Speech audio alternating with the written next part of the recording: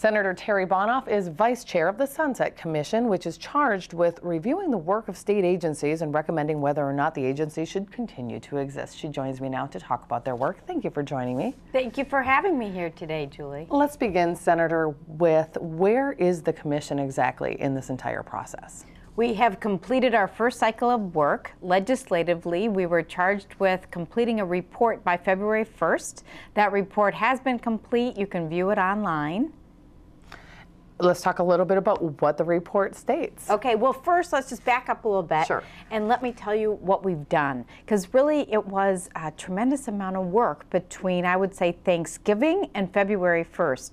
The Sunset Commission began its work, I believe, just shortly after Thanksgiving, and we were charged with reviewing every single, for the most part, health licensing board, as well as several councils and commissions. It was our charge to review them and see whether or not, yes, should they sunset, but also to see whether or not they were structured appropriately, whether they had adequate oversight, whether there were recommendations that we would make going forward.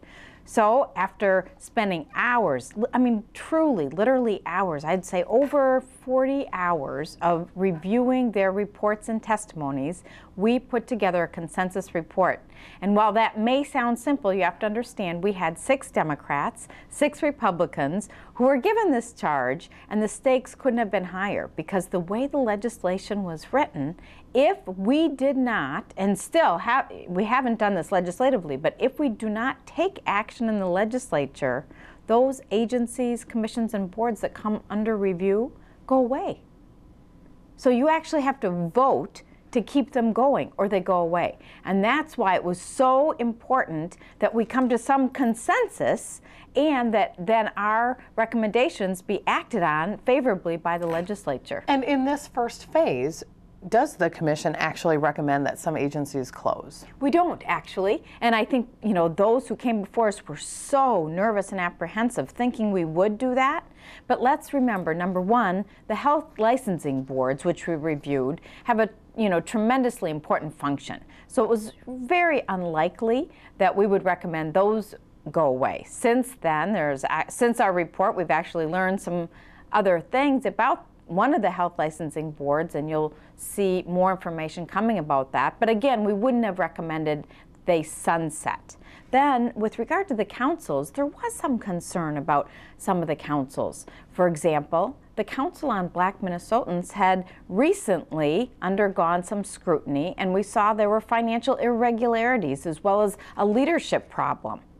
We looked at that and we thought, should we just sunset it? But in fact, we didn't think so. We thought that these people were taking this challenge on. They were willing to have more oversight by the Department of Administration, which is one of the things we recommended. They were willing to use the Department of Administration for its SMART function, getting some administrative help. And then essentially, we put them on probation. We said we want an interim report in next December, and we want them to be reviewed in the next cycle as well. There was one other one that we took a similar path with, and that was the Combative Sports Commission. Some people thought that should be folded into the amateur sports and have one broad category.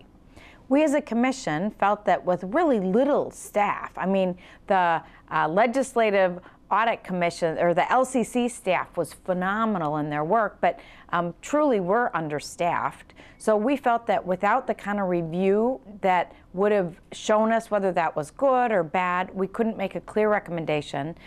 So we did recommend that, in fact, that be studied and come back to us this March, so fairly soon. So, Senator, given this early analysis and these couple of examples that you've just cited, do you think the commission ever would recommend that an agency close? Or a council?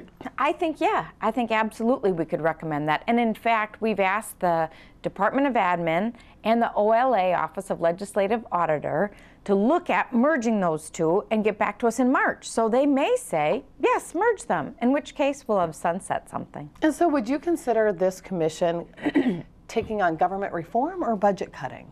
Oh, government reform. Definitely not budget cutting. I think, it's funny you asked that question because when I shared earlier about this, one of the reporters said, well, how have you saved us money? And I shared, well, we don't yet know because we haven't implemented our recommendations. I think you'll see cost savings, but you'll see cost savings because it will be smart government. So it's not cost savings just to cut budgets, it's about what works to deliver efficient government. And so given that, let's look historically speaking. Just about every administration in recent history has tried to take on the issue of reforming government to the point where, for some, the statement might almost seem meaningless. So in your opinion, why should Minnesotans believe now that the legislature and the governor are capable of reforming government? I can see why people would get cynical about that. And if you recall, I've been working on it for my 6 years. I remember doing a joint press conference with Governor Pawlenty and launching our shared services initiative. He said we were going to share services with Wisconsin. I said that our school districts needed to look at doing regional administrative services and put forward a bill for that. It didn't go anywhere. It is so difficult to change the status quo that I can understand how the public could get wary and think they're not going to do it. But I think we're moving in that direction. I think you'll see all over the state pockets of transformative government, I would say. So I think we are making progress. It isn't easy work. You know, when you redesign something that's been around for, decades and decades, it takes time to get people comfortable.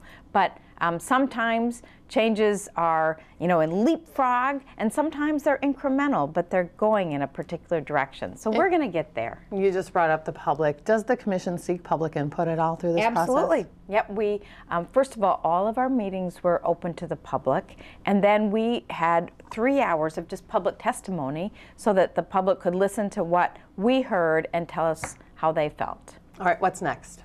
Well, what's next is I think you'll see the commission is going to get back together, I believe next Friday, to review the information that's been in the press most recently about the Medical Health Licensing Board. Some concerns were raised in a Star Tribune story. So Chair Kiffmeyer and myself have chosen to bring our commissioners back together, bring that health licensing board in and ask them some questions. And then we'll see what kind of recommendations we make following that. Okay, Vice Chair Senator Terri Bonoff, thanks so much for joining us. We really appreciate your time. Thank you, and I know it's a complicated issue because it's brand new, so thanks for having the patience to go through it.